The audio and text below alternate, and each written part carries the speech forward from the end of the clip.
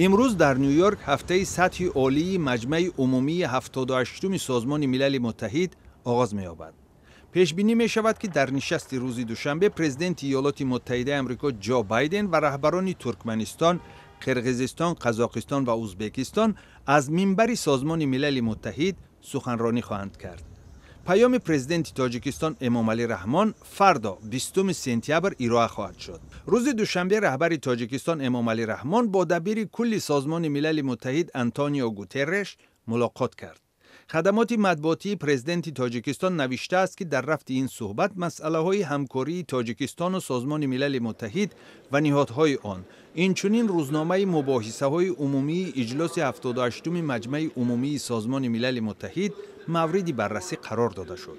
دیروز در نیویورک سمیت رشد استوار دایر گشت که در آن در قطار رهبران ممالک گوناگون عالم پرزیدنت‌های قزاقستان و قرقیزستان حضور داشتند.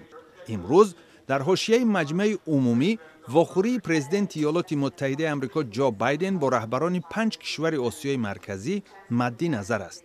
خبرگزاری اسوسییتد پرس با تکیه به مشاور امنیتی قصر سفید جیک سولیوان نوشته است که در این ملاقات امنیت منطقه، تجارت، تغییر اقلیم، اصلاحات نظام دولتداری کشورهای آسیای مرکزی و مسائل دیگر بحث می شوند. روز 18 سپتامبر دیدبان حقوق بشر هیومن رایتس واچ در اظهارات گفت حمله روسیه به خاک اوکراین توجه را به منطقه استراتژی آسیای مرکزی دوباره زیاد کرد.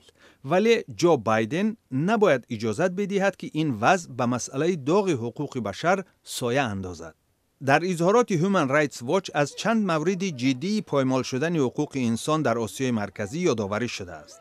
از جمله مؤلفان گزارش دیدبان حقوق بشر از آن ابراز تشویش کردند که حکومت تاجیکستان سرکوب حقوق و آزادی‌های بنیادی انسان را در سالهای اخیر بیشتر کرده است. هیومن رایتس واچ میگوید مقامات در سالهای 2021-2022 اعتراضهای آسایشته در ولایت مختار کوهستان بدخشان را بیرحمانه پخش کردند. علیه حامیان حقوق بشر با اتهام‌های ساخت پرونده کشاده از آنها قصاص گرفتند. بسیاری از سازمان‌های اجتماعی را از بین بردند. مقامات تاجیکستان به این اظهارات هنوز واکنش نکردند، اما در گذشته چنین تنقیدها را رد نموده بودند. مقامات بارها گفتند که در ولایت مختار کوهستان بدخشان گروه‌های جنایی را سرکوب کردند و روزنامه‌نگاران و فعالان جامعه شهروندی برای همکاری با سازمان‌های ممنوع زندانی شدند. دیدبان حقوق بشر گفته است ایالات متحده پیش از مستحکم کردن رابطه با تاجیکستان باید وضع وخیم حقوق بشر را بهتر کند و در این سمت پیشرفت‌های مشخص به دست آورد.